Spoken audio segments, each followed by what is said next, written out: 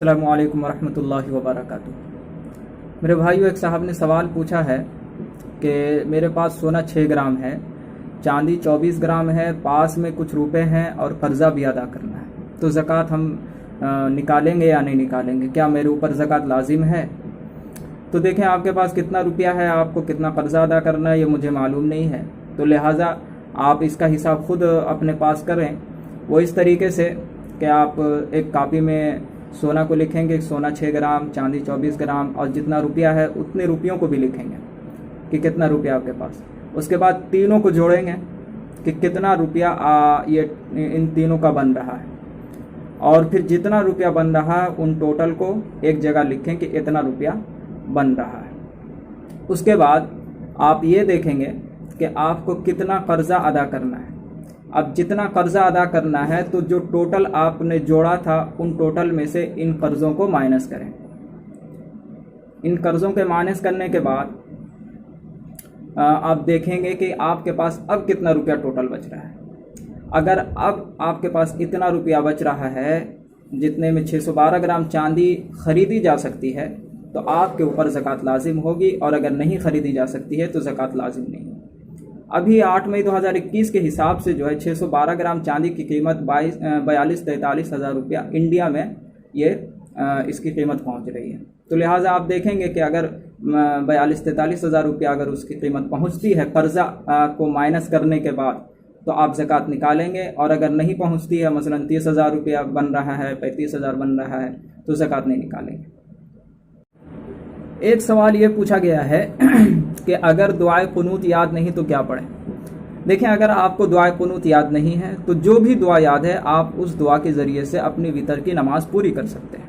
कोई भी दुआ, वो दुआ रब्बी जालनी मुक़ीमत सलाह हो सकती है, या रब्बना आतिना फिद दुनिया हसना हो सकती है। ये दुआ भी आप पढ़ के अपनी नमाज को पूरी कर सकते हैं कि रब्बना आतिना फिद दुनिया हसना व फिल आखिरति हसना व क़िना अज़ाबन्नार पढ़ लिए और नमाज को पूरी कर ली।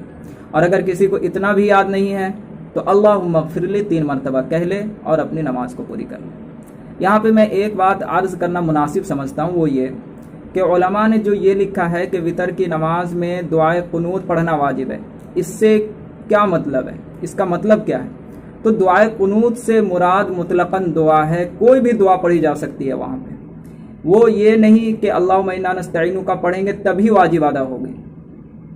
अगर कोई इंसान अल्लाहुम्मा इन्ना नस्तईनु का ना पढ़कर रब्बना आतिना फिद दुनिया पढ़ लेता है और अपनी नमाज पूरी कर लेता है तो भी वाजिब अदा हो जाएगी। देखें, हज़रत मुफ्ती सईद अहमद साहब पालनपुरी रहमतुल्लाह अलैह ने अपनी किताब में तहरीर फरमाया है कि जब मुझे वितर की नमाज में जल्दी होती और जल्दी पढ़नी होती किसी वजह से, तो मैं रब्बना आतिना पढ़ लेता और अपनी नमाज को पूरी कर लेता। ये बात उन्होंने अपनी किताब में तहरीर फरमाई। तो लिहाजा इस बात को अच्छी तरीके से समझ लिया जाए कि उलमा ने जो लिखा है कि दुआ कुनूत पढ़ना वाजिब है, उससे मुराद मुतलक़न दुआ है। कोई भी दुआ पढ़ी जा सकती है जो कुरान और हदीस में मनक़ूल है। लिहाजा इस बात को अच्छी तरीके से समझ लिया जाए। एक सवाल ये पूछा गया है कि क्या क़य हो जाने से रोज़ा टूट जाएगा? तो याद रखें कि क़य हो जाने से रोज़ा नहीं टूटता है, कभी नहीं टूटता है। हाँ, क़य करने से, जबकि वो मुँह भर कर हो, तब रोज़ा टूटेगा। क़य होने से कभी रोज़ा नहीं टूटेगा। एक सवाल ये पूछा गया है कि क्या रात में बाल कटवा सकते हैं? तो रात में बिल्कुल आप बाल कटवा सकते हैं, कोई मसला नहीं है। नाखून भी काट सकते हैं, इसी तरीके से रात में झाड़ू भी दे सकते हैं। देखें, ये सब जो है ये निज़ाफ़त के कबील से है, और निज़ाफ़त जो है इस्लाम में पसंद किया गया है। ये मतलब आम लोगों की गलत फहमियाँ हैं, और लोग तवहुमात में मुब्तला हैं, वहम में मुब्तला हो जाते हैं कि पता नहीं क्या हो जाएगा अगर हम नाखून काट लेंगे, बाल कटवा लेंगे। तो मेरे भाइयों, इन सब तवहुमात में पढ़ने की बिल्कुल चंदा ज़रूरत नहीं है, इसलिए इस बात को ध्यान रखना चाहिए। बिल्कुल काट सकते हैं। एक सवाल ये किया गया है कि रमज़ान के महीने में इमाम साहब रुकू में दुआए कुनूत पढ़ने से पहले चले जाते हैं, तो क्या हम भी इमाम साहब के साथ रुकू में जा सकते हैं? बिल्कुल जा सकते हैं। अगर आप दुआए कुनूत का हिस्सा पढ़ ही रहे होते हैं, आप दुआ कुनूत के बीच में पहुंचे हुए होते हैं और इमाम साहब रुकू में चले जाते हैं, तो आप भी इमाम साहब के साथ रुकू में जा सकते हैं, कोई मसला नहीं है। एक सवाल ये किया गया है कि अगर हमारे दरूद या दुआ मासूरा पढ़ते वक़्त इमाम साहब सलाम फेर दें तो क्या करें? हम भी सलाम फेर दें?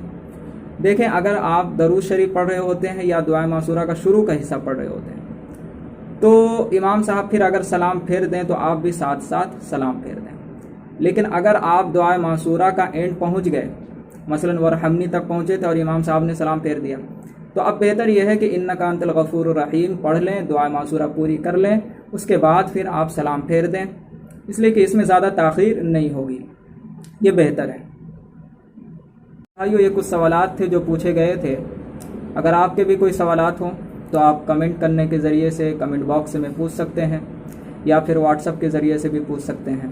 ڈسکرپشن کے باکس میں واٹس ایپ نمبر دیا گیا ہے۔ والسلام علیکم ورحمۃ اللہ وبرکاتہ۔